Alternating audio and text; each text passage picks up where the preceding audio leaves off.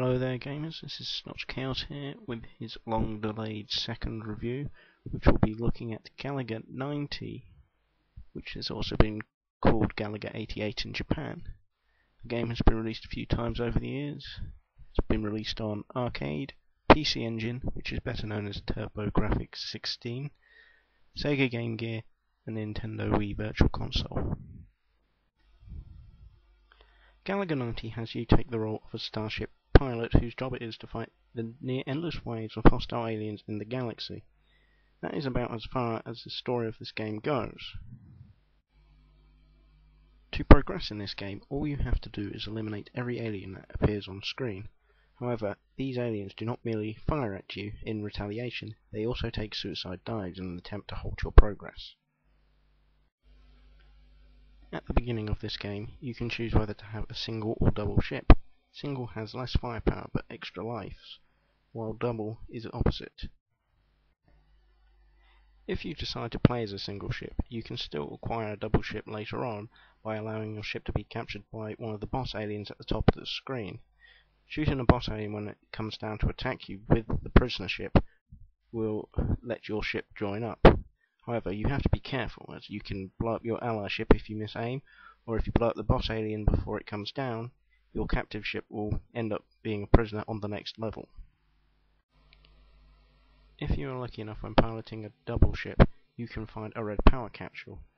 If collected, it will give you the triple ship, which allows you to dismantle alien forces at a quick speed.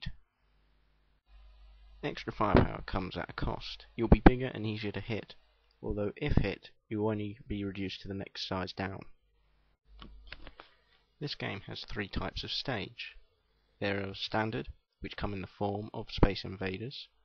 There are bonus stages known as Galactic Dancing, in which the aim is to destroy enemies in quick segments to earn a large bonus, which can help in gaining extra lives. And finally, there are asteroid stages, in which your fighter has to travel through an asteroid field, dodging enemies and other hazards while travelling up screen. After a few waves have been defeated, it will accumulate in a boss battle. An interesting feature of Galaga 90 is that if you collect 2 blue capsules before a Galactic Dancing stage, you will be transported to a more difficult version of future levels. The controls for this game couldn't be much simpler. Left and right move you left and right, the fire button fires shots, and the start button starts and pauses the game. The graphics of this game aren't too advanced, but they're a fair bit better than the preceding Galaga games. The different amounts of enemies in this game are amazing, and the background design is very well done too, with a very good use of colour. The explosions are pretty cool as well. There isn't much music in Galaga 90, only the Galaga theme tune. Along with the regular sound effects of the Galaga series, there isn't much difference here. As mentioned before, Galaga 90 was originally Galaga 88 in Japan, where it served its purpose as an arcade game and a Turbo-Grapfx release. Only when it came to Western countries did it become Galaga 90. Galaga 90 is the fourth entry into the Galaxian series, following 1979's Galaxian, 1981's Galaga, 1984's Galaga 3, also known as Ga+. Each game has slowly improved the series, giving us the Galaga game we know today. The Galaxian series itself has had an impact on pop culture. There have been TV references in programs such as Lost, where a submarine was called Galaga, and Galaga was the game Matthew Broderick used to prepare for his part in the film War Games. It is really hard to find bad points about a game that delivers what it promises, but if I had to find one, it would have to be that they removed the vertical movement that was available in Galaga 3. Another bad point about this game is that at some points, so many enemies can dive down the screen that you can end up being stuck in the corner for a long time. The first good point that comes to my mind is that the updated Galaga theme tune is so cool. On a more serious note, the dimension travel ability was a really unique way to upgrade the difficulty. Also, the amount of enemies and different bosses is phenomenal.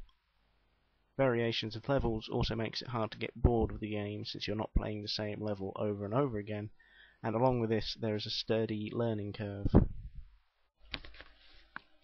Overall, I give Galaga 97 out of 10.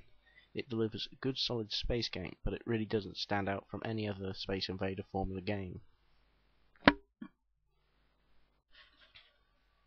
If you want to play this game, it is currently available on the North American, European, Japanese, Australian and New Zealand Wii Virtual Console for 600 points. If you want to get in contact with me to ask questions or request reviews, you can use my email address, which is on screen now. Thank you for listening to my review. Hopefully the next one won't be too long coming, as it's based on one of my favourite games of all time, Donkey Kong 94 for the Game Boy Classic. Goodbye.